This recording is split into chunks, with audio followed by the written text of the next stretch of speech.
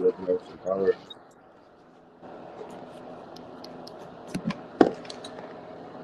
Hey, give me a second. I'm finna grab my headphones real quick because it sound weird. Okay.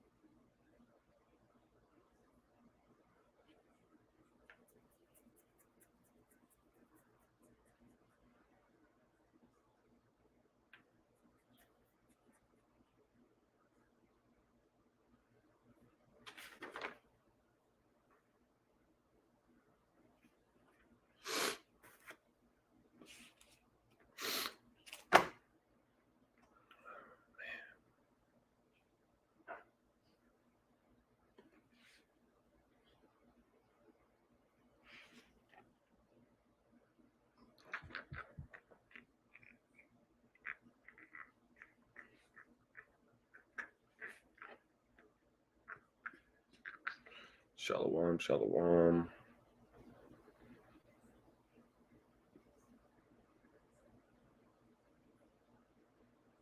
Shalom, sis.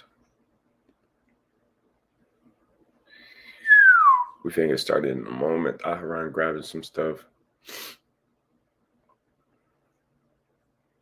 And then we're gonna open this thing up.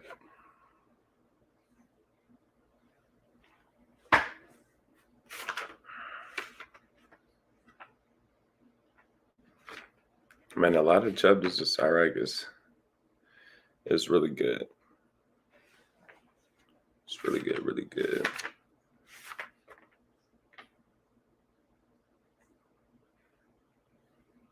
Really good. Sorry, I'm back. All right, you want to open up with some Proverbs, or you want to get straight into it? Let's get straight into it because this is actually gonna be a lot of precepts. All right, bet. So first and foremost, we're gonna give all praises, all honor, and all glory to the Most High God Yahweh, by Shem Mashiach Yahweh Shah. The title of the lesson is Sirach 47, and we're gonna be getting. We're gonna try and read through the whole chapter and put precepts on as many as we can. So starting from Sirach 44, the way that Sirach is read begins to change. It's not just every verse is just different kinds of wisdom. It starts talking about the honorable men from our nation. So 44, 45, 46, 47, 48, 49. All of those chapters go over notable men. Even chapter 50 also. But 51, it kind of goes back to how it's normally read. But anyways, Sirach chapter 47. It says, and after him rose up Nathan to prophesy in the time of King David. So Nathan was one of King David's prophets. It says, as is the fat taken away from the peace offering, so was David chosen out of the children of Israel. So King David was literally chosen from the children of Israel. And he compared him to the fat that's taken away from the peace offering.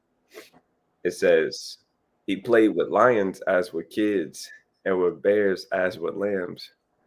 That's heavy. It said King David played with lions.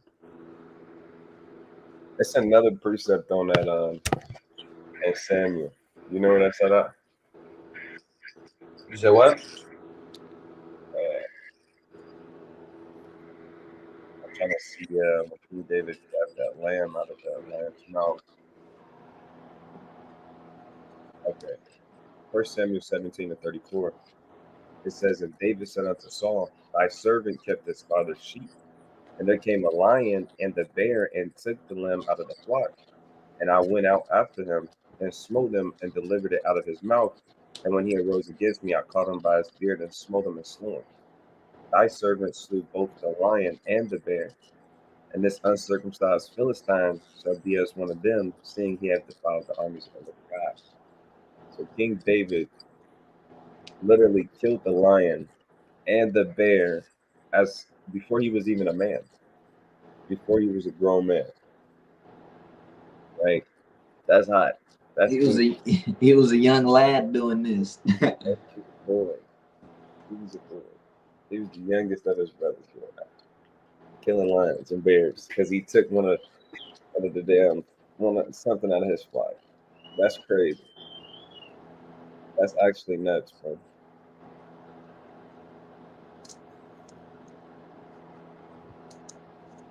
King David is nuts. Hold on, I gotta write something down. Hey, can you read verse 4 in Sirach? Sorry, 47:4. Yeah. Yes, sir. It says, "Slew he not a giant when he was yet but a young, and did he not take away reproach from the people when he lifted up his hand with the stone in the sling and beat down the boasting of Goliath?"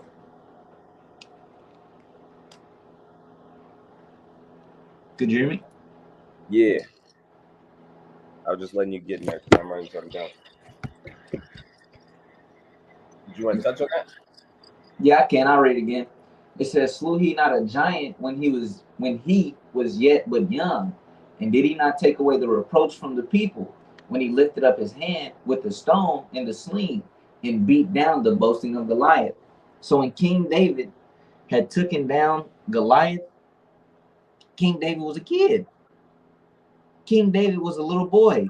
You know, everybody out there was scared to go against Goliath. Do you got that account? Where's that account at? 1 Samuel 17. 1 Samuel 17. Let's all go there. Let's all go there. 1 Samuel 17 and verse 1. It says, "Now the Philistines gathered together their armies to battle and were gathered together at Shecah." Or Shecah. So like, yeah, that's bothering me. Shecah, something like that. It says, "which belongeth to Judah, and pitched between Shecah and Azekah, and so like in Ephes Damim. And Saul and the men of Israel were gathered together and pitched by the valley of Allah and set the battle in array against the Philistines." So you can kind of picture it. You know, you got one great army on this side of the mountain, you got another great army on that side of the mountain, and they kind of looking at each other. And everybody kind of getting prepared for battle, but nobody moved yet. Verse 3. "And the Philistines stood on a mountain on the one side, and Israel stood on a mountain on the other side. And there was a valley between them. And there went out a champion out of the camp of the Philistines, named Goliath of Gath, whose height was 6 cubits and a span." So Goliath was the champion of the Philistines. This means that he's their warrior. He's their top guy. When they need to knock somebody off, when they need to kill somebody, when they go into battle, you call Goliath. You don't call Goliath for a small battle. You know, we kind of got to go over here and take this little village up. No, you call Goliath when it's a war. That's when you hit up Goliath. You don't just bother him. He's a champion. He's not your run of the mill, any just regular guy. I'm gonna grab this quick precept in Baruch real quick. Let me grab this. This is Baruch chapter 3 and verse 26. It says, "There were the giants famous from the beginning, that were of so great stature and so expert in war." Goliath was an expert in war. He knew how to battle win. You know how everybody always um everybody always talk about Mayweather. How Mayweather is so smart in how he boxes. Mayweather's not the strongest. Mayweather's not the fastest. But guess what? He's an expert in boxing. So he doesn't lose. This is how Goliath was when it came to war. He knew what he was doing when it came to this. He was mighty. He was a mighty man. That's all I'm trying to get y'all to understand. Go ahead. That was his profession. That was his profession. When you needed war, you called Goliath. But I'm gonna keep going. 1 Samuel 17 and verse 5. Mind you, he's a giant. He's not an average sized guy. You know, he's not a regular. I think we measured one of the giants before or figured it out. And what his bed span was what? Um, I have to look. I think we came up to like 10 or 11 foot tall. Somewhere around there. You know what I'm saying? 10 or 11 feet tall. And it's not like it. Don't picture Yao Ming. When we talk about giants, these guys were much more thicker and fuller than that. You know, they had meat on them. It's like a look. Imagine LeBron, but taller. Still got the same muscle mass though. You know what I'm saying? Or Francis Ngannou, if y'all know who that is, UFC fighter. These guys were built. But I'm gonna keep going. 1 Samuel 17 and 5. And he had a helmet of brass upon his head, and he was armed with a coat of mail, and the weight of the coat was 5,000 shekels of brass. And he had greaves of brass upon his legs, and the target of brass upon his shoulders. And the staff of his spear was like a weaver's beam, and his spear head weighed 600 shekels of iron, and one bearing a shekel went before him. So a lot of this armor back then was heavy. But guess what? Goliath's armor was even heavier. That's how big he was.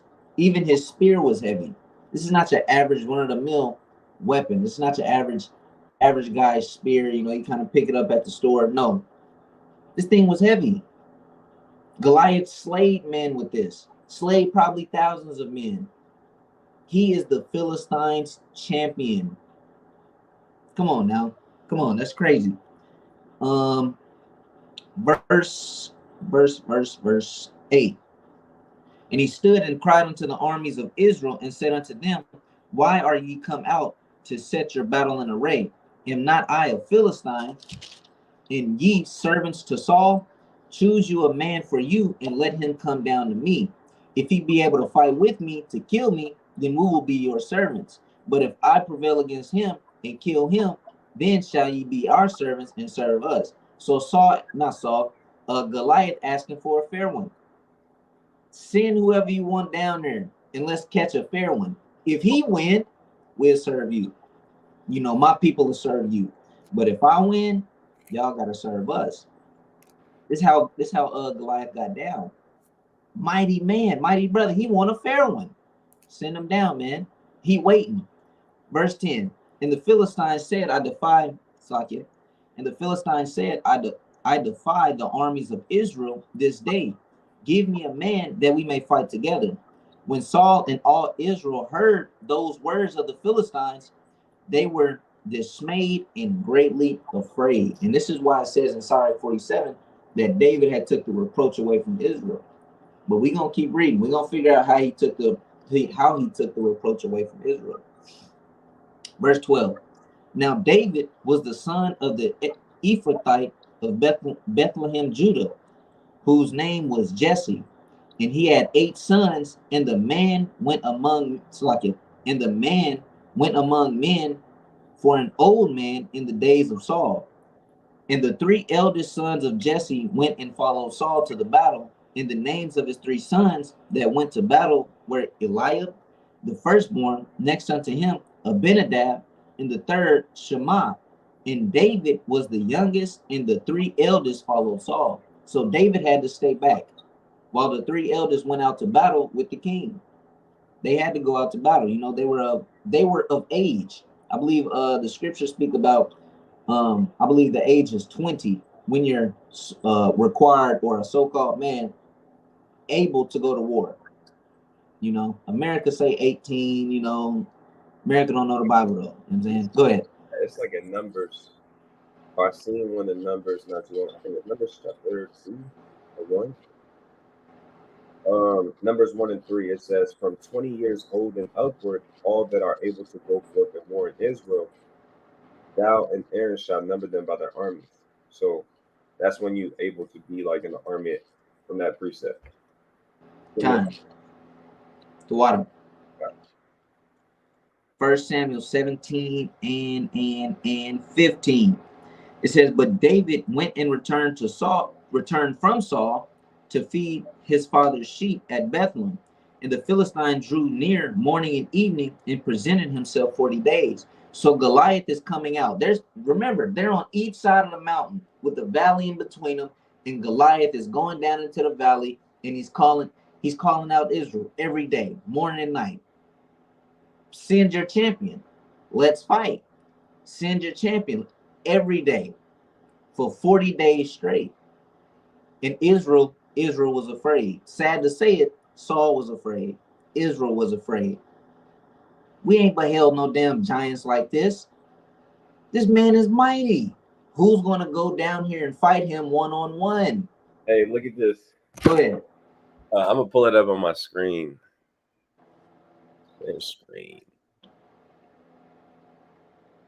Like, yeah, I should have had this ready already. Can you see my screen? Yes, sir. Okay, I'm going to go to Deuteronomy chapter 3. Deuteronomy 3. This is just one of the giants. It says, for only Og, king of Bashan, remained of the remnant of giants. Behold, his bedstead was a bedstead of iron. So his bed was made out of straight iron. Right. That's wild. No cushion in there, just iron. It says, it is not a Rabbath of the children of Ammon. 9 cubits was the length thereof, and 4 cubits the breadth of it after the cubit of a man. So his bed was 9 cubits long. Now I'm going to show y'all this. Cubits to feet. Where is that at? So it's 1 point. Where's the thing? Okay, I'll just do.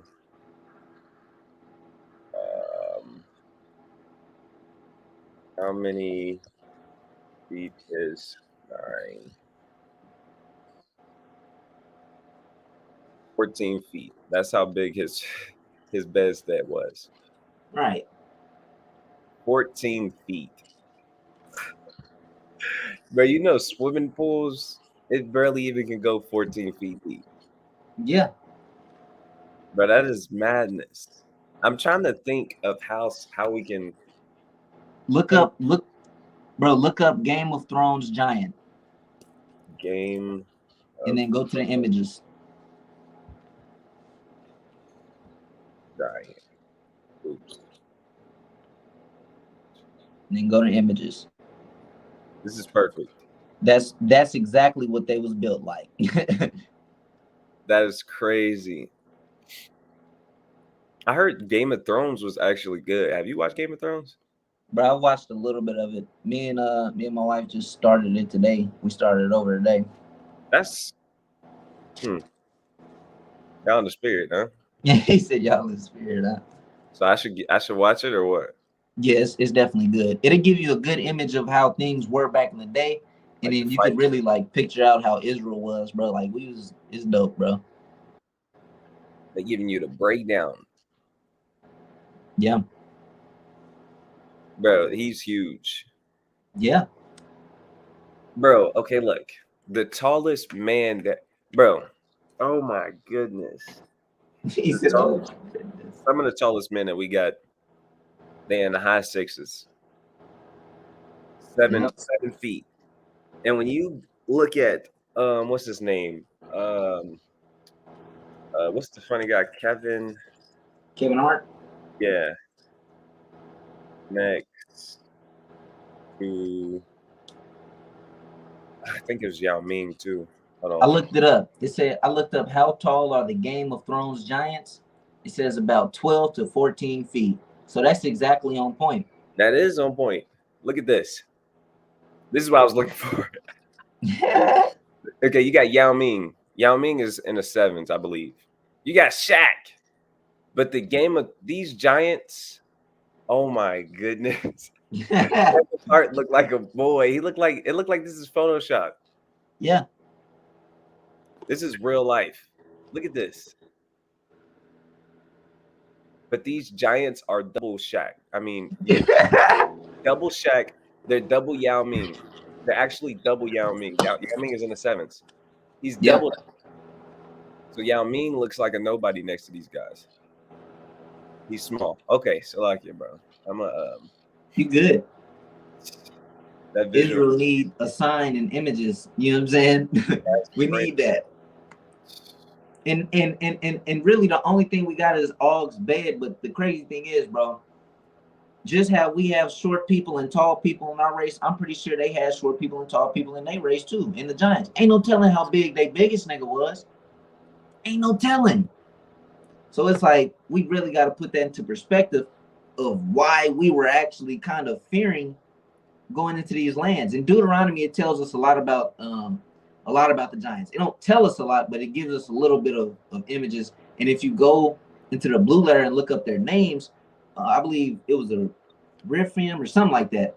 One of them names mean the Moabites named them the terrors. That's what the Giants were named. Yeah, the terrors. Oh snap! That's what they were known as, bro. The terrors, because they were just so big. They can do whatever they want. They're experts in war. Who's gonna go against, bro? A whole army of giants. You ain't nobody messing with that, bro. When we went to spy out the land in the Book of Numbers, you had brothers come back and say, "We like grasshoppers." Yeah. We are grasshoppers compared to them. That's how big these guys were. Yep. And the Game of Thrones hit it right on the money. That nigga was huge. They did a good job with that one. They did a great job with that one. All praises, man. But to get back to it, this is why we feared to go down and fight Goliath in the valley. Because 1-on-1, I'm 5'9". I'm 5'9", buck 35, buck 30. I'm not finna take on no giant, but I'm finna keep reading. Let's see who will. 1 Samuel 17 and verse 16. It says, "And the Philistine drew near morning and evening and presented himself 40 days. And Jesse said unto David his son, Take now for thy brethren an ephah and an ephah of this parched corn, in these 10 loaves, and run to the camp to thy brethren." So David had to go take food and supplies to his elder brothers, the 3 elder brothers above David. In verse 18, it says, "And carry these 10 cheeses unto the captain of their 1,000, and look how thy brethren fare, and take their pledge." So basically, David was sent to was sent to minister unto his brethren, was sent to help his brethren out. You know, verse 19. Now Saul and they and all the men of Israel were in the valley of Elah, fighting with the Philistines. And David rose up early in the morning and left the sheep with the keeper, and took and went as Jesse had commanded him. And he came to the trench as the host was going forth to the fight, and shouted for the battle. For Israel and the Philistines had put in battle, so like it had put the battle in array, army against army. So now everybody kind of getting at it a little bit. Now you kind of getting a little mixy. You know, somebody died over here. They don't know how. Nah, nigga, fuck that. Blood for blood. Nigga, we finna go after them type deal. Battle started kicking off. Verse 22. "And David left his carriage in the hand of the keeper of the carriage, and ran into the army, and came to salute his brethren.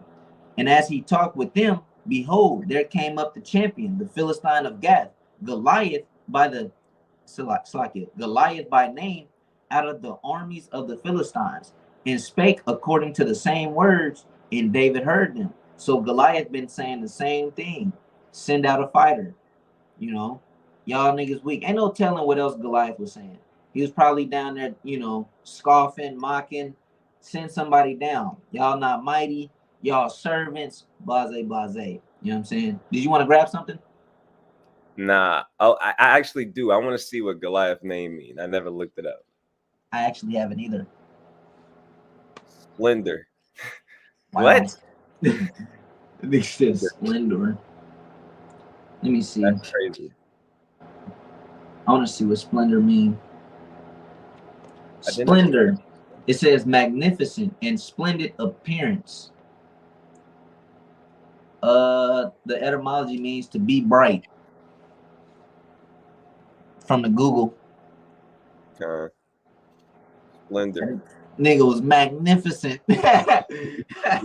That's crazy. Bro, I didn't know this. Philistines, what was it, Gath? I think it was Philistine. I didn't know that either. But Gath, that's their land. I mean wine press. Damn. Yeah. That's dope. Was it Philistines, Hamites, or am I tweaking? No, definitely. Okay, cool. All praises. All right, what was we at 20? We are at 23. Okay. It says, and as he talked with them, behold, there came up the champion of the Philistine of Gath, Goliath by name, out of the armies of the Philistines, and spake according to the same words. And David heard them. And all the men of Israel, when they saw the man, fled from him, and were sore afraid. And the men of Israel said, have ye seen this man that is come up? Surely to defy Israel is he to come up. And it shall be that the man who killeth him, the king will enrich him with great riches, and will give him his daughter, and make his father's house free in Israel. And David spake to the men that stood by him, saying, what shall be done to the man that killeth this Philistine, and taketh away the reproach from Israel? For who is this uncircumcised Philistine, that he should defy the armies of the living God? David kind of talking he talking his S word now. Who is this uncircumcised Philistine? Come on now. Here's what people don't know. Here's what a lot of Christians don't know. Gentile is a derogatory thing. That's a derogatory name in Israel. You know, when back then, because Gentile just means nation, goy or goyim, nation or nations. Back then, if I was to talk to Mahar and I'll say, nigga, you acting like the nations. Yeah. That is a derogatory term. That means you are below. You acting like a commoner. You acting like you ain't holy. All right, you acting like a beast. Yeah. You acting like an animal. You acting like the nations, brother. And just how David called him uncircumcised. It's the same thing. This uncircumcised Philistine. Nigga, he ain't Israel. Right. He ain't God's chosen. We know who we did. We dealing with the Lord. We dealing with Yahweh. Yahweh didn't choose him. What we to do with this man? You hear what he's saying? You know, Goliath probably down there dissing our God, dissing us, dissing everybody. Ain't no telling what he's doing. But David ain't going for that.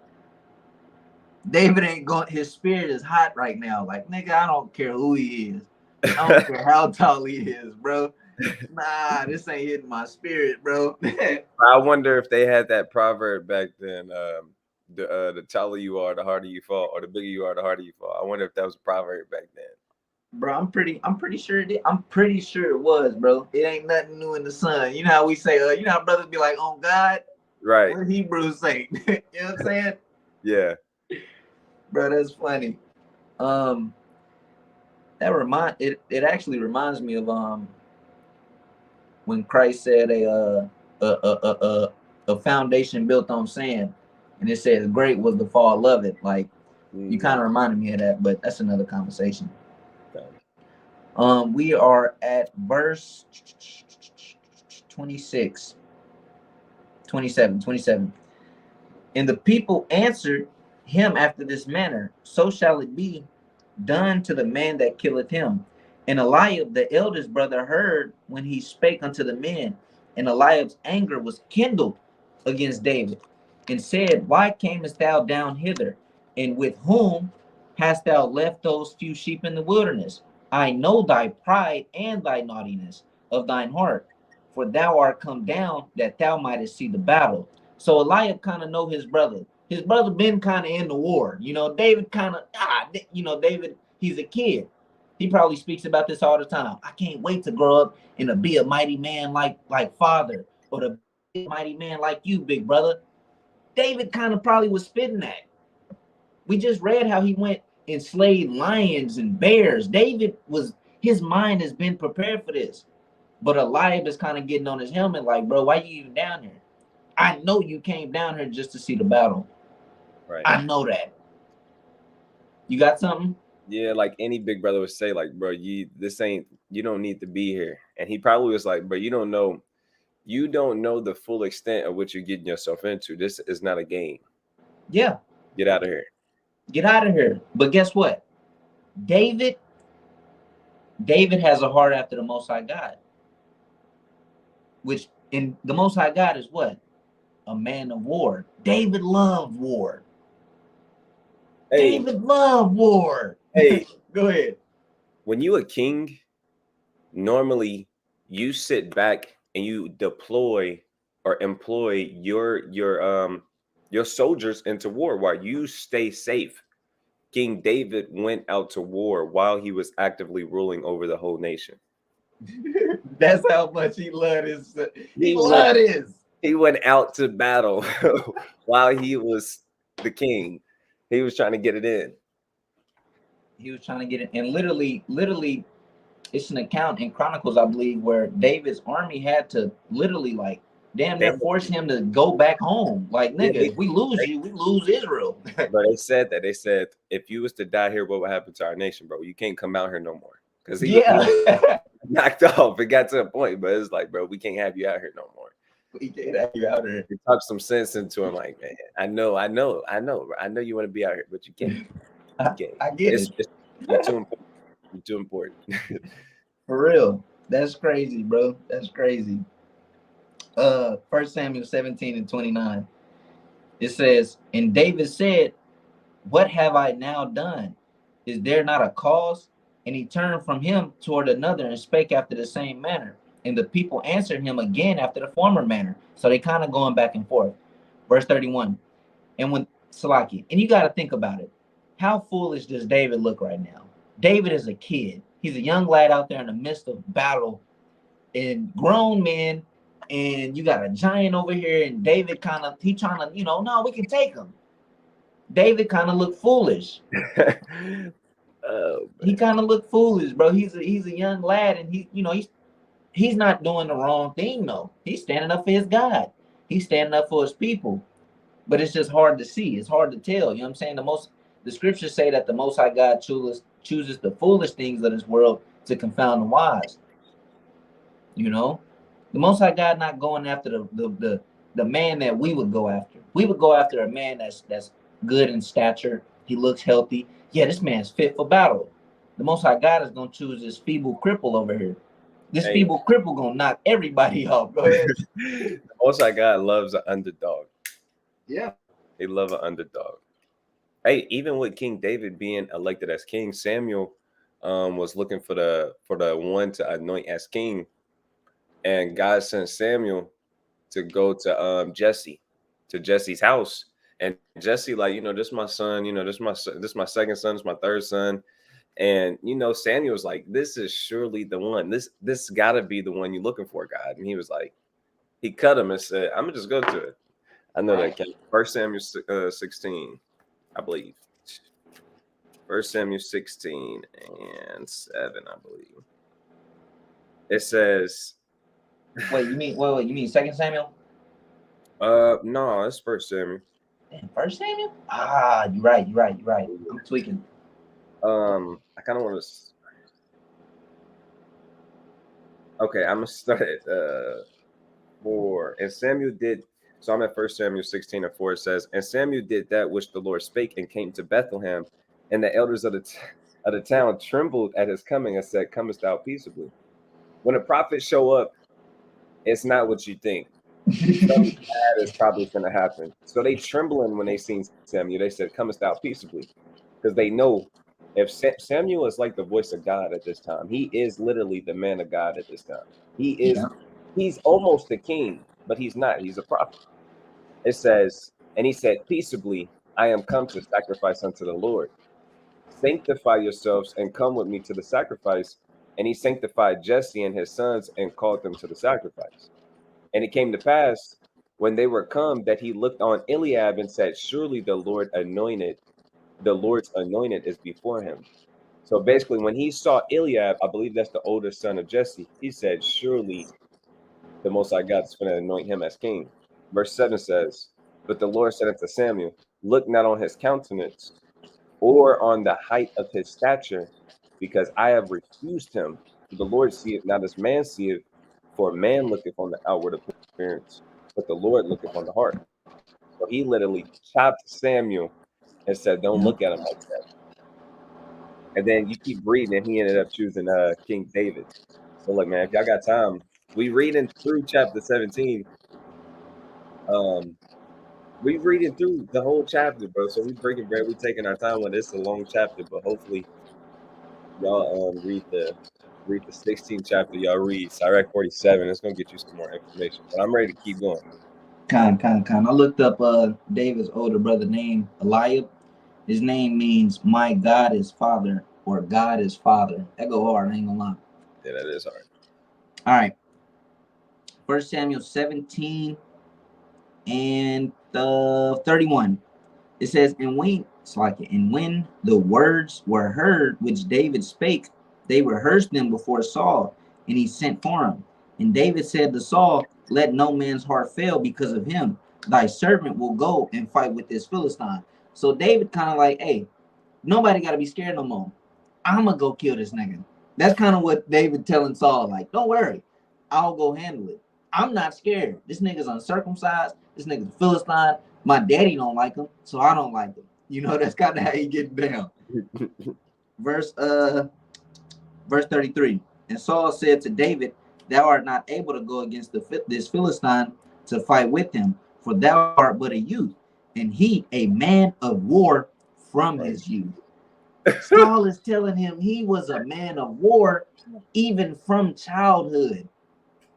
This is why they were experts in war. They started war. They started battle young. This nigga Goliath been this guy. He been that guy. He didn't just become it. He been the champion. Verse 34. And David said unto Saul, thy servant kept his father's sheep, and there came a lion and a bear and took a lamb out of the flock. And I went after him and smote him and delivered it out of his mouth. And when he arose against me, I caught him by his beard and smote him and slew him. So David, now we get in the context of what Mahar brought out earlier. David he's pleading his case against to Saul. Look, nigga, a bear and a lion thought to take my daddy's sheep. So guess what? I went after him and I slew him. That's the kind of boy you dealing with. That's what David is telling them. So I went after him. I went after him. Yeah, I could have let the sheep go, but that's my daddy's sheep. So I went after him. So I went after him. So he said I grabbed him by the beard. Right. That's a perfect precept actually to show that lion's mane is equivalent to a man's beard. That's the perfect precept actually. Yeah, it is. It is. Verse, you got something? No, sir. All right, Con. Verse 36. It says, thy servant slew both the lion and the bear. First off, let's just imagine this, everybody. A lion weighs, I believe, somewhere between 300 to 500 pounds. That's just me estimating. I know a tiger weighs more, but a lion, 3 to 5, just rough numbers. Still a lot of weight. Bear weighs more than that. Just be honest. These are two wild animals. One of them is known as the king of the jungle. You know, the other one swipe from a bear. If you get swiped by a bear's claw, it can easily rip through your rib cage. Easy. That's nothing. That is merely nothing. That's like wet toilet paper to a bear. Bro, what's up? Go ahead. How quick? Because me and Ahran, we into this. We like looking at animals. How quick did it say a bear could run? Let's see. I'm gonna grab it. Okay, I want to say 30. A bear can run. A brown bear can get up to 35 miles per hour. 35. And a polar bear up to 25. Bro, they can move, they can climb, and they can swim. Yep. They can do it all, bro. They can do it all. A bear. He's stronger. He's faster. Them things are quick too, bro. Yeah. Yeah. Look at this. How fast can a lion run? 50 miles per hour. 50. Bro. That's 10 miles per hour slower than the damn speed limit. Literally. That nigga can hop on the expressway because it's 40 to 60. He can hop on the highway, bro. You get the getting it. He can get off on it. Bro, and lions is big. Lions is like your average size of a regular car, like head to tail. Like they're that big. I just looked it up. They can weigh between 330 to 550 pounds. These are man killers. These things kill other beasts. Come on now, bro. Come on. That's scary, bro. That's wild. Definitely. David didn't kill him with a spear. David didn't kill him with weapons, and he shot him kind of far off with a rifle and a no. That nigga grabbed him by the beard. That nigga was that close on him. Bro. He tussled him up. Bro, goddamn grizzly bear can run 35 to 40 miles. And he's huge. Yeah. How much did he weigh, bro? Look it up. Look it up. Look it up. Because I'm finna grab this other precept. Before you get how much he weigh, let me grab this. Come on, where is it at? Here we go. It says, Sirach, it's like it's 2nd Esdras 5:54. Consider thou therefore also how that ye are less of stature than those were before you. Everybody knows everything was bigger back then. Even men. Men were bigger back then. Animals were bigger back then. The lions and bears we see today were not the lions and bears that Daniel was dealing with, not Daniel, David. They were bigger, better, more efficient. Go ahead, Doc. Bro. It says grizzly bears are typically 3 to 5 feet tall at the shoulder. When standing on all fours, can reach almost 9 feet. So when they standing up, they can be like 9 feet tall when standing on their hind legs. That's tall, bro. That's big. 9 feet. That's damn near a basketball goal, bro. Dead ass. He is huge. He's huge. It says males are heavier than females and weigh up to 800 and not damn near 900 pounds, bro. Damn near 900. It said the look, I went down. Where would it go? How much did the largest grizzly bear weigh? He said he weighed in at 1,200 pounds. That's just the one that they recorded. Yep. Think about what the most I got ducked off in these jungles, bro, in these damn forests. You gonna come across and meet Kodiak. For real, that nigga said meet Kodiak. You gonna meet him. Bro, I heard polar bears are much more like just dangerous as a bear, bro. That's what I heard. I don't know if it's true, but I believe it. I want to see what Google got to say. He said, I want to see what Google got to say. Bears. Okay. Polar bears and grizzly bears are aggressive animals. Bro, David fighting an aggressive animal, bro, a bear. A bear. Have been known to attack and kill people and food as scarce. Polar bears have been witnessed hunting for humans as prey. These niggas on the hunt for humans. That's wild. Bro,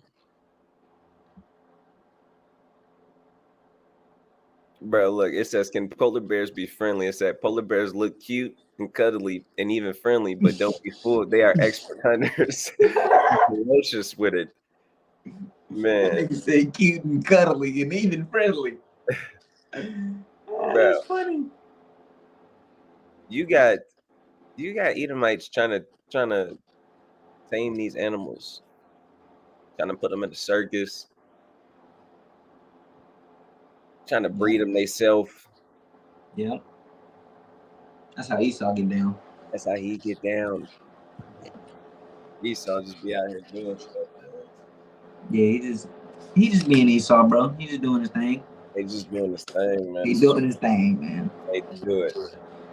This is 1 Samuel 17 and 36. It says, thy servant slew both the lion and the bear, and this uncircumcised Philistine shall be as one of them, seeing he hath defied the armies of the living God. David talking his S word, bro. David talking it. This uncircumcised Philistine gonna be like that damn lion that's in the jungle still. Yeah. He knocked off. You know, he defied the armies of the living God. You know who we serve, Saul? That's kind of how you know who we serve? We serve the God that freed us from Egypt. You forget about that? You forget about Moses and them? That's who we serve. Verse 37.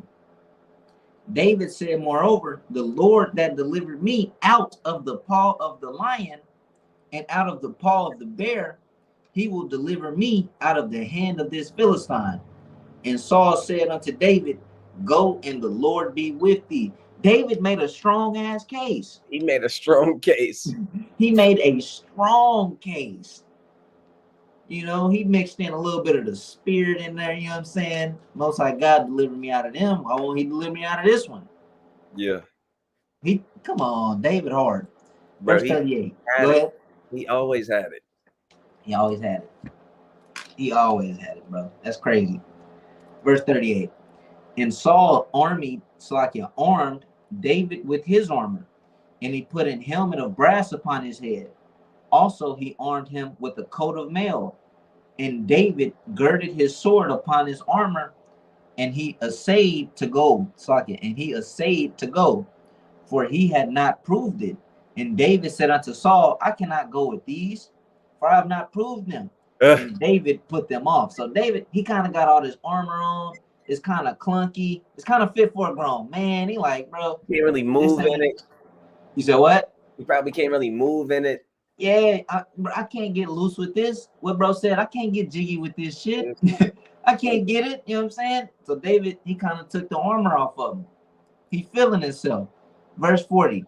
And he took his staff in his hand and chose him 5 smooth stones out of the brook and put them in a shepherd's bag, which he had, even in a scrip. And his sling was in his hand, and he drew near the Philistine. So David went down to the brook. Drew near. Bro, David went to the brook, grabbed him 5 good stones. He only got 5 of them. Only got 5. That's all he need. That's all I need. And he put it in a shepherd's bag. David was a shepherd. Let me go ahead and throw this in my bag real quick. Let me grab my sling. I know my sling. If I sling it this way, it's going to go this way. You know what I'm saying? And then David drew near the Philistine. Here we go. This is what we all been waiting on. Verse 41. And the Philistine came on and drew near to David. And the man that bare the shield went before him. And when the Philistine looked about and saw David, he disdained him, for he was but a youth and ruddy and of a fair countenance. So, you know, Goliath kind of like, man, this nigga's a child. He's still all cute.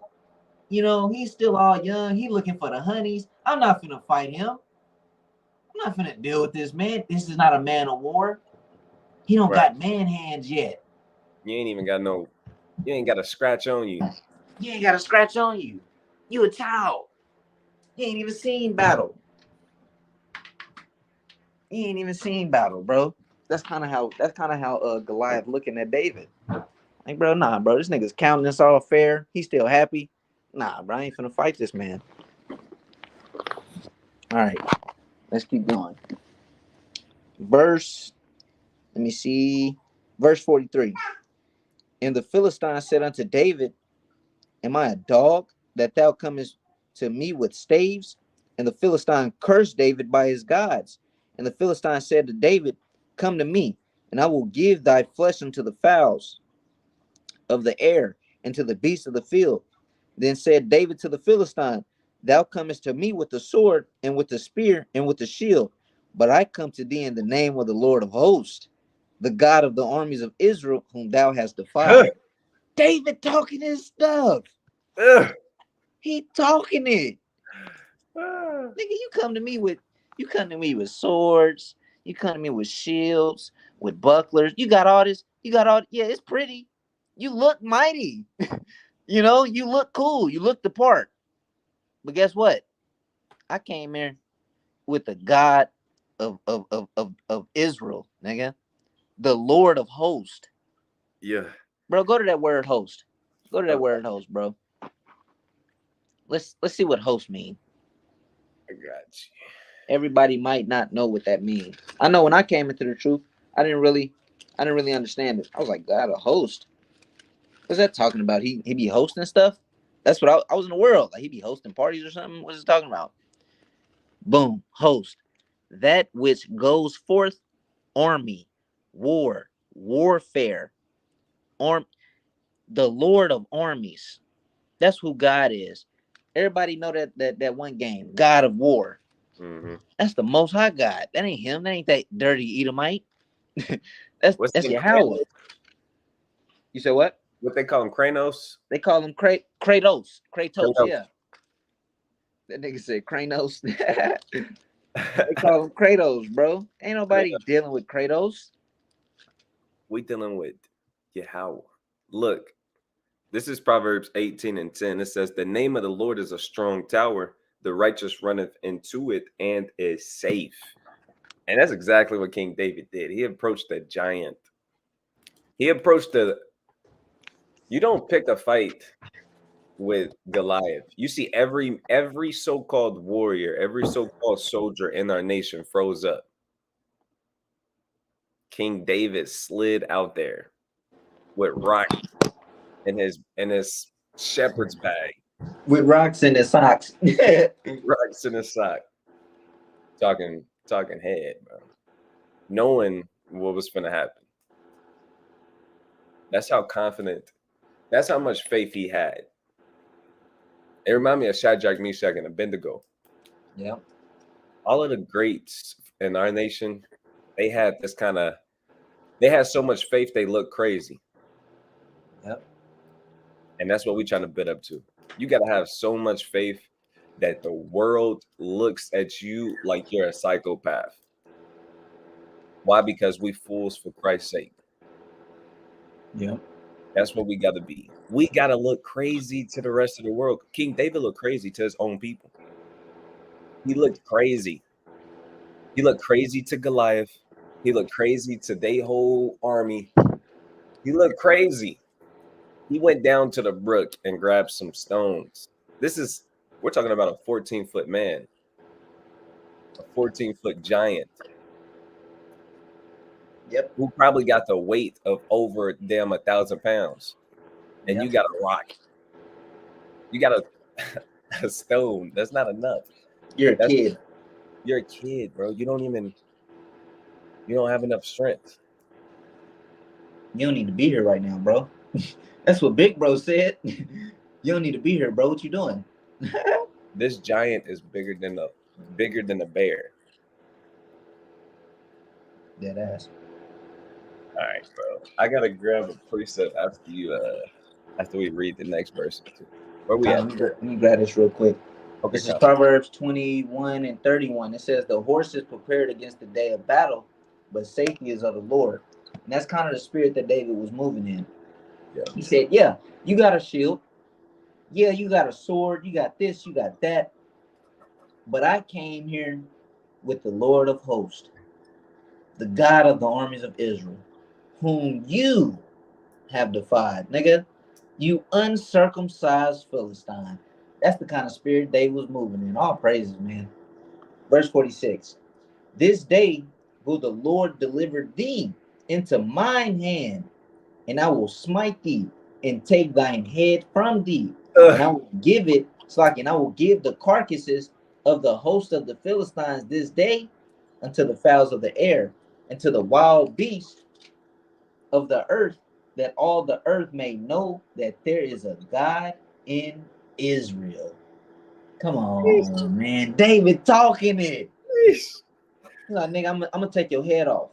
And after I take your head off, I'm gonna get your brethren. And after I get your brethren, the world gonna know, nigga.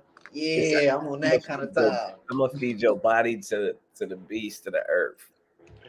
You're not even gonna get a proper burial when I'm done. Right. You got it. You say you got a precept? Nah, I ain't got one yet. Okay, kind. Verse 47. And all this assembly shall know that the Lord saveth not with the sword and with spear, for the battle is the Lord's, and he will give you into our hands. Yeah. Come on now. Come on now. He hard. You read the Psalms 44, right? The what? Did you read the Psalms 44? Psalms 44? No, I don't think so. See, you didn't just read that. I thought you read that. The horse is prepared against the dead battle. Oh no, that's Proverbs. Like you. All right, this is Yeah, I Psalms did read that. 44 and verse 4. It says, "Thou art my king, O God. Command deliverance for Jacob." It says, "Through thee will we push down our enemies." So through the Most High God, we're gonna kill our enemies. We're gonna take down our enemies. It says, "Through thy name will we tread them under that rise up against them." So through the Most High God's name, we're gonna tread them down. It says, "For I will not trust in my bow, neither shall my sword save me. But thou hast saved us from our enemies and hast put them to shame that hated us. In God we boast all the day long and praise thy name forever. Salah." So he said, we're not going to put our trust in our faith and our bows and in our swords, but we're going to put our faith and our trust in the Most High God. And that's the same thing he said right here in 1 Samuel 17 and 47. It says, "They shall know that the Lord saveth, not with sword and spear. The battle is the Lord's." So David, he had it, bro. He had it. He had it on him. He had it on him. Mighty man of war, man. We talking about the man that his hands were too bloody to build the temple. God, like, man, your hands too bloody, bro. I'm sorry, you can't be the guy to build me this temple. You can't. David was that guy. We just read it. He loved war. Even his older brother came and was like, "Nigga, I know you here just to see the battle. Like, you don't need to be here." David was on that kind of time, bro. Bro, come on, man. Let me fight, man. I could do it. I can do it, big brother. Just trust me. Verse 1 Samuel 17 and 48. And it came to pass when the Philistine arose and came and drew nigh to meet David, that David hasted and ran toward the army to meet the Philistine. David in a rush. Just imagine it. He in a rush. Let me go kill this nigga. Nigh. Nigh. You know what I'm saying? Verse 49. And David put his hand in his bag and took thence a stone and slang it and smote the Philistine in the forehead, that the stone sunk into his forehead, and he fell upon his face to the earth. David whipped that thing out so quick, threw it at him, sunk it into his forehead, nigga. Bro. Stupid nigga, you big. Bro, I remember watching a UFC fight, and I think this dude got kneed in the head, and he had like, I know exactly what you're talking about. His face was out there.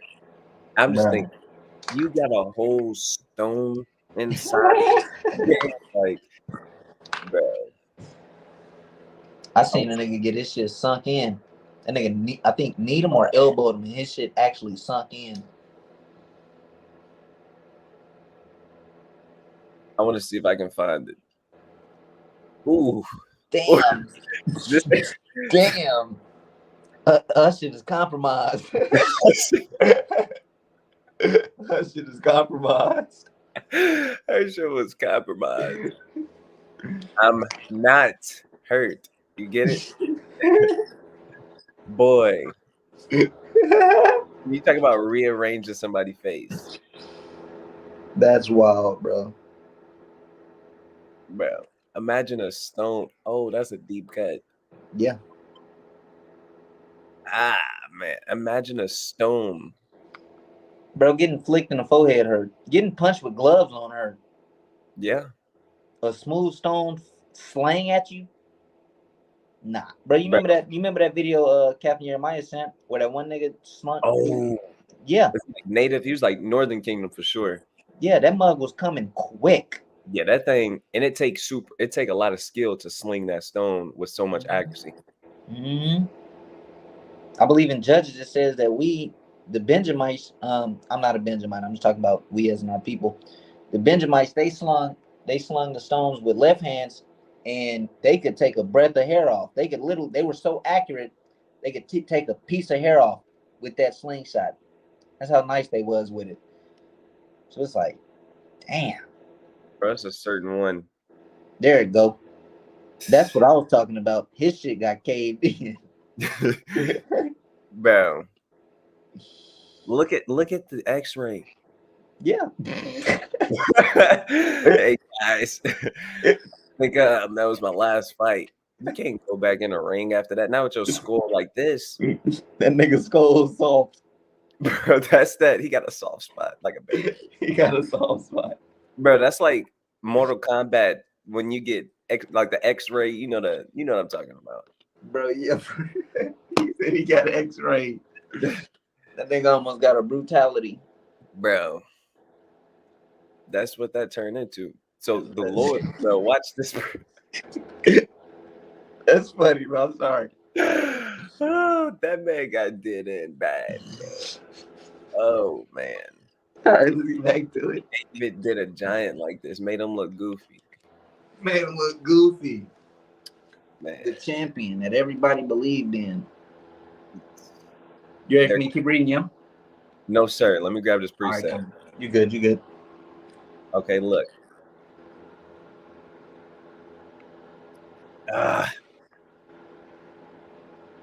See the GNT not doing it.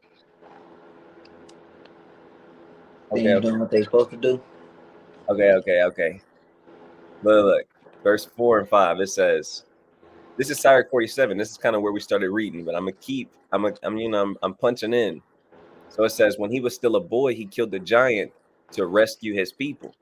He put a stone in his sling, took aim, and put an end to Goliath's bragging. It said, he prayed to the Lord, the Most High, and was given strength to kill that famous soldier so that the nations would have respect for the power of his people. So the Most High God literally, bro, in the KJV, verse 5, it says, for he called upon the Most High Lord, and he gave him strength in his right hand to slay that mighty warrior. So the Most High God put strength in King David's right arm when he made that sling, when he slung that thing. Yeah.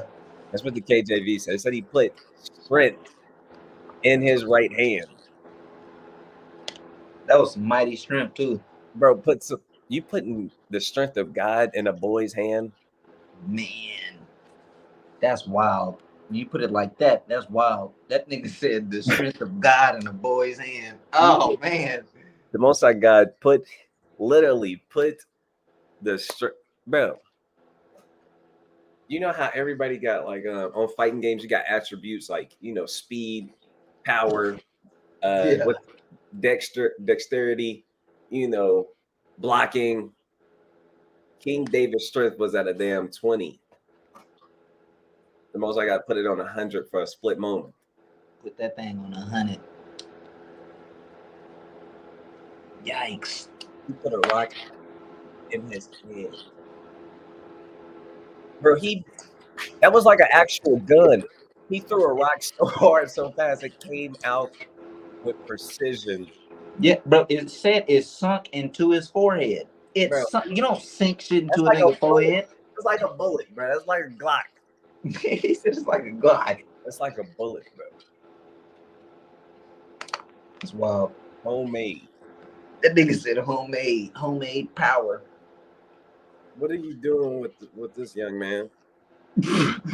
Where did you find this? Now I'm gonna have to arrest you, right? But he had a Glock out there. For real. That's you ready for me to keep reading? Yes, sir. 1 Samuel 17 and verse 50. So David prevailed over the Philistine with a sling and with a stone, and smote the Philistine and slew him. But there was no sword in the hand of David. Therefore David ran and stood upon the Philistine and took his sword. And took his sword. So I got excited. Go ahead. Straight, you good, all praises. And took his sword and drew it out of the sheath thereof, and slew him and cut off his head therewith. And when the Philistines saw their champion was dead, they fled. Bro, that's the ultimate disrespect. It is. That's the ultimate disrespect. You slain thousands with your sword, and a kid come up and slay you with your sword. Nigga, your blood never supposed to touch your own sword. Bro. Never, ever. Ever. This is what kills me. It say he stood on the Philistine. Stood on his wide ass chest. Literally, King David was small enough to stand on this man's chest, unsheath his great sword, because his sword isn't a normal size sword. Nah. Like the scriptures even talk about, and it's later in First Samuel or in Second Samuel where it talk about, because they actually kept his sword and put it in one of the priests had it. You remember when King David was fleeing from Saul and he got the showbread? He grabbed Goliath's sword also. Like it was a big thing. Like they kept his sword. It's like when you walk in there and see a sword that big. But anyways, he standing on this man, unsheathed his own sword, and cut his head off. Hey, I'm gonna grab this precept just to back you up. Okay. This is how we know this is not a regular, normal size sword. This is First Chronicles 20 and verse 5. It says, and there was war again with the Philistines, and Elhanan, the son of Jair, slew Lami, the brother of Goliath the Gittite, whose spear staff was like a weaver's beam. And yet again there was war at Gath, where there was a man of great stature, whose fingers and toes were 4 and 26 on each hand, and on and 6 on each foot. And he also was the son of a giant. A lot of these giants had 6 fingers on each hand and 6 toes on each foot. That means because you gotta accommodate for the size. So that means that sword is that much bigger. That's what that means. That's what these giants was like. We reading about in First Chronicles. You read about the death of Goliath's brother. These men were big. David picked up that heavy ass sword and threw it in him, threw it on his head. Ugh. Yeah, man. I told you I was gonna do this to you. He probably said that to him before he killed him. I told you, nigga. It enslaved him. I told you, uncircumcised, nigga. Get out of here. Go ahead. So I'm at First Samuel chapter 21, and I'm gonna start at verse 8. Mind you, I'm reading this in the GNT, but check it out. David said to Ahimelech, now Ahimelech is the priest. He's a Levite. If you kind of read up, you get the context. And maybe if we keep reading down, you'll see anyway. It says, David said to Ahimelech, do you have a spear or a sword you can give me? The king's orders made me leave in such a hurry that I didn't have time to get my sword or any other weapon. Ahimelech answered, I have the sword of Goliath the Philistine, whom you killed in Elah Valley. It is behind the ephod. So that's kind of a key, let you know that Ahimelech is the actual priest. That is behind the ephod, wrapped in a cloth. If you want it, take it. It's the only weapon here. King David said, give it to me. There is not a better sword anywhere. Yeah. Yeah. Ain't no better sword than this. Oh, that's hot. Yeah, bro. That's wild. That's wild. He said, ain't no better sword anywhere. That's wild. I'm gonna keep reading. We for sure gonna have to do a part 2 to this next week because Solomon, bro. I got so much on Solomon. It's not even funny. It's not even a game, and we ain't even finished all with King David either. Like we didn't finish all the King David. It's a lot. It's a lot, and it's like a part of me wanted to read just the chapter, but there's no way we could possibly do that. There's no way we could possibly do that. That's sin, bro. For real. I wasn't planning on going over this whole chapter, bro. But you got it's sin if you don't. Right? I could find a scripture on that. It's the spirit of the law, brother. You breaking it. Like I thought that we could just read 47 and maybe paraphrase, but bro, that's off. That's madness. He said that's off. That's bad. If we would have did that, we wouldn't have made it. We wouldn't have made it. We would have had a bad camp. Right. Would have been our last camp. I'm gonna keep reading. First Samuel 17, and let me see, verse 52. And the men of Israel and of Judah arose and shouted and pursued the Philistines until thou come to the valley and go to the gates of Ekron. And the wounded of the Philistines fell down by the way of Sha'arim, even unto Gath and unto Ekron. And the children of Israel returned from chasing after the Philistines, and they spoiled their tents. And David took the head of the Philistine and brought it to Jerusalem, but he put his armor in his tent. And when Saul saw David go forth against the Philistine, he said unto Abner, the captain of the host, Abner, whose son is this youth? And Abner said, As thy soul liveth, O king, I cannot tell. And the king said, Inquire thou whose son the stripling is. And as David returned from the slaughter of the Philistine, Abner took him and brought him before Saul with the head of the Philistine in his hand. And Saul said unto him, Whose son art thou, thou young man? And David answered, I am the son of thy servant Jesse the Bethlehemite. Ugh, respect on my daddy name, nigga. I'm the son of Jesse. Talk to me. Talk to me nice. You know what I'm saying? Bro, the Bible goes so hard, bro. I ain't gonna lie. Bro. The Bible go hard. This is beautiful, boy. I ain't even gonna lie. I read this so many times. It's still good. It's still good. It's still good, man. Good. It's still good. It tastes as good as when I first tasted it. Right? It don't get old, bro. Every time I go over it, I get hype and I get excited because it's that good. Yeah. It's that good. I looked at the word stripling. It just means a youth or a young man. I assume so. Yeah, I assumed it too. That's one might. And it says house of bread. Hey, I went to. It's actually another definition for it too. It says a youth, a young man of the age of puberty. So that's how old David was, around the age of puberty. That go hard, bro. So he's like a teenager. He's a teenager, bro. He probably got pimples and shit. Yeah. Nigga just not getting his little peach fuzz, probably.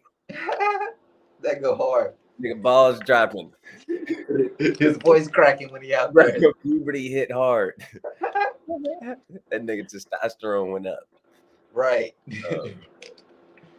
That's funny. We can get back to this Sirach though. In this David portion, and then like I said, next week we probably gonna have to do a part 2 because Solomon probably gonna be even longer if you're gonna be completely honest with you. It's a lot to cover, bro. You got it. Bro, you can go into the Gentiles with Solomon. Exactly, bro. The Solomon is so peaceable, and just the precepts to go with that. Yep. It's a lot of stuff you can deal with. You got all of his proverbs, his songs.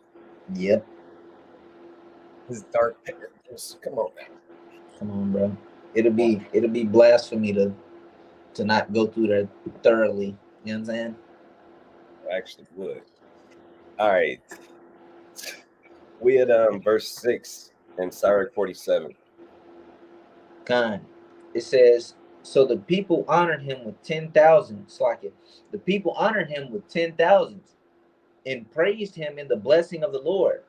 In that he gave him a crown of glory. For he destroyed the enemies on every side and brought to naught the Philistines, his adversaries, and break their horn in sunder unto this day. And their horn meaning their strength. David broke their strength, nigga. That is gone. Your strength, the Philistines no longer have a strength. David took that. Your champion is finished. Finito. You know? Verse 8.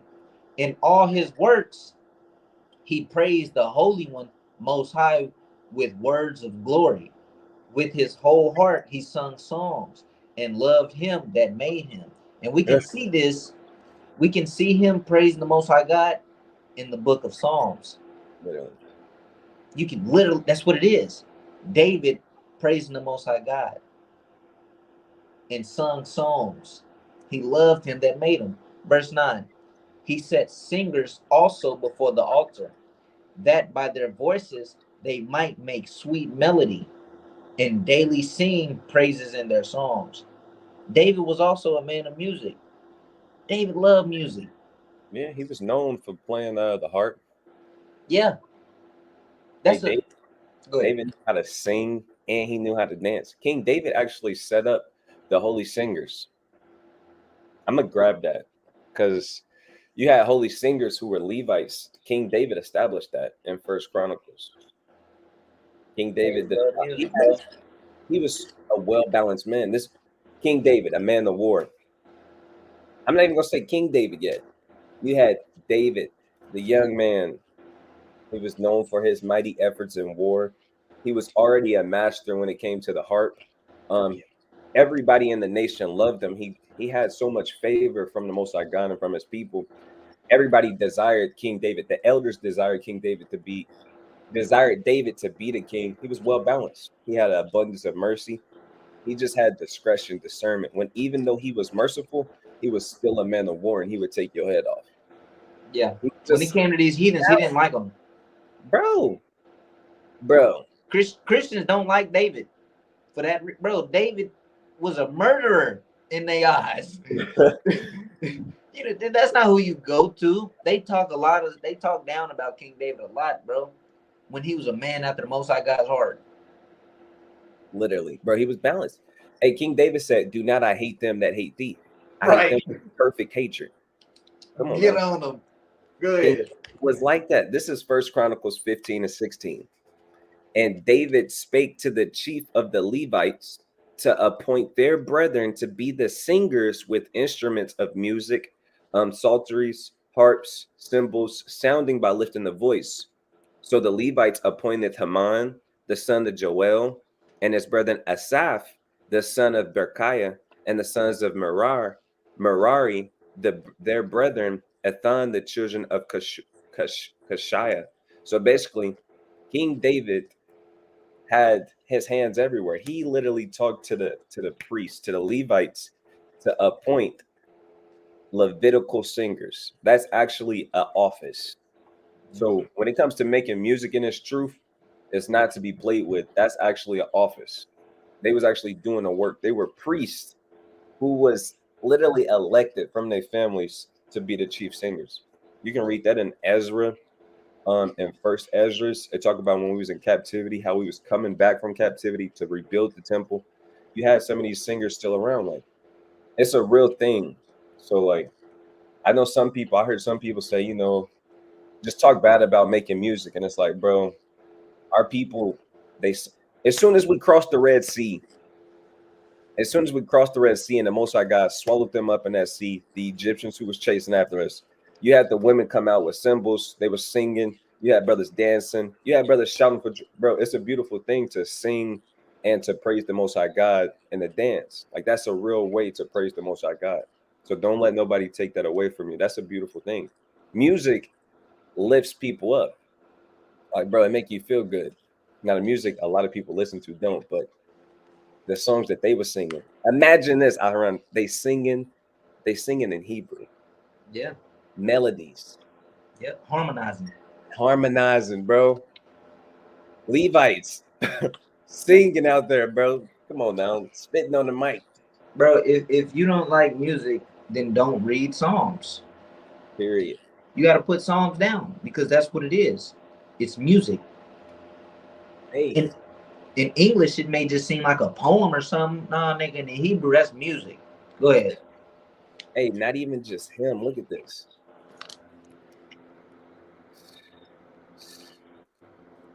You got a whole book in the Bible called Songs of Solomon. Yeah. Look at this. First Kings 4 and 32. And he spake, this is King Solomon, and he spake 3,000 proverbs, and his songs were 1,005. So Solomon literally had songs. King David had psalms. When you read the book of Psalms, it tell you who these songs were kind of written by. Some of them. Some of them say Asaph, some of them say King David, um, some of them say Solomon. But you can't deny those. You can't deny the facts because they're right there. Right. Right.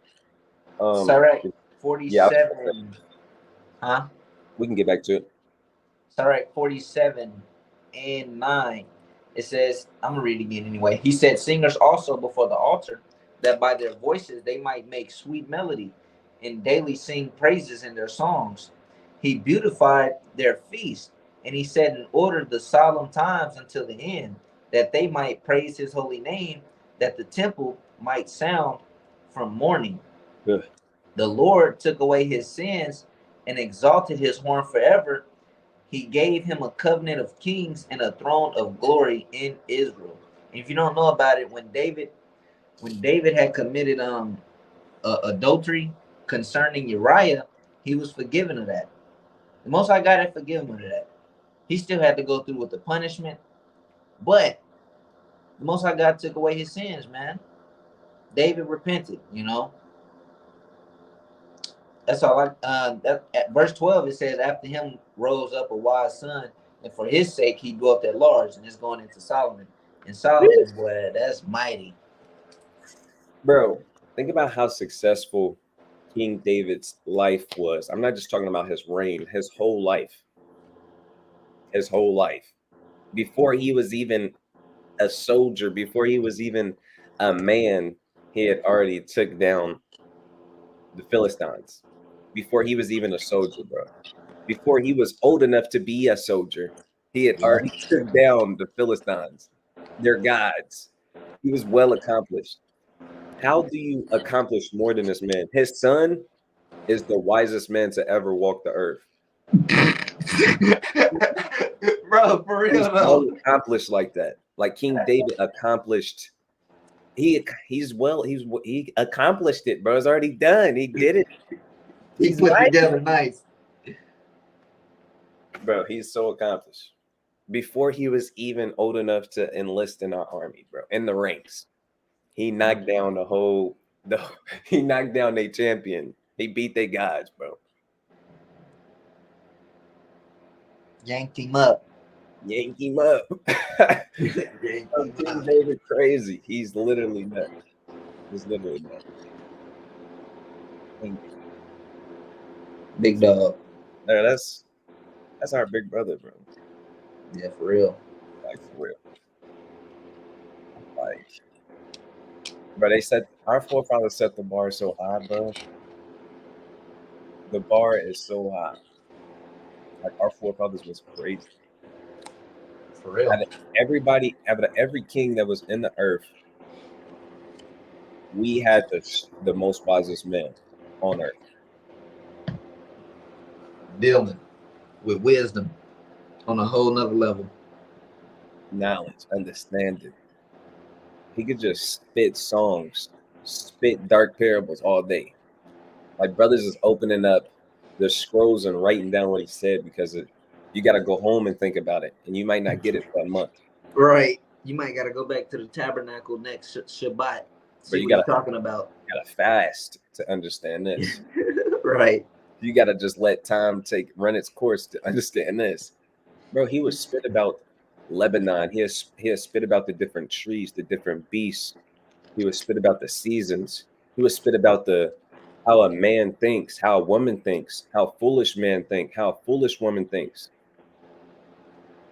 He knew the different herbs and the roots that was made for healing. He knew how wild beasts got down and why they did what they did. He know why a dog will go in a circle and chase his tail or go in a circle before he lay down. He could explain that in detail. Yep. He could not just tell you he do that, but break down why he does that. Bro, Solomon knew the different elements. He didn't need Esau's periodic table.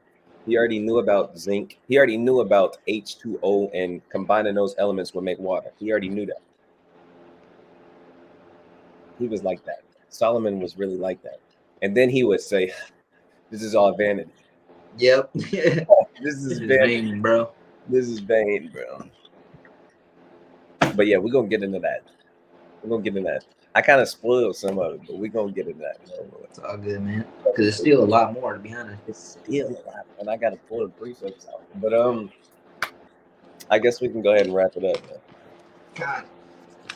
This is 1 Corinthians chapter 15 and verse 58. It says, therefore, my beloved brethren, be ye steadfast, unmovable, always abounding in the work of the Lord, for as much as ye know that your labor is not in vain in the Lord. Labor is never in vain in the Lord, man. I don't know, bro. David just went hard. I'm trying to think of something to go with David, but David he was that guy, all right? This is Galatians chapter 6 and verse 9. And let us not be weary in well-doing, for in due season we shall reap if we faint not. It's something you like. I got enough spirit for camp now, bro. I'm excited. I'm ready. I'm excited. I needed that. All right. For real.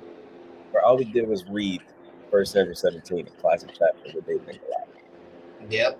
And it hit the same. It hit the same. Anyways, this is Sirach chapter 43 and 30. It says, when you glorify the Lord, exalt him as much as you can, for even yet will he pardon you. And when you exalt him, put forth all your strength and be not weary.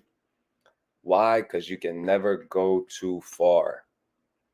So with that, we're going to give all praises to the Most High God, Yahweh, Ba'ashem, Hamashiach, Yahweh Shah. Amen. I hope that everybody was edified and just refueled their spirit for the rest of the week. That's what the Sabbath is for rest. So take it serious, but have fun at the same time, because that's how you endure in this truth. By taking it serious, but being balanced enough to have fun with this. It's not a burden. It's a beautiful thing that y'all still in this truth. But have a good Shabbat. Shalom. Shalom.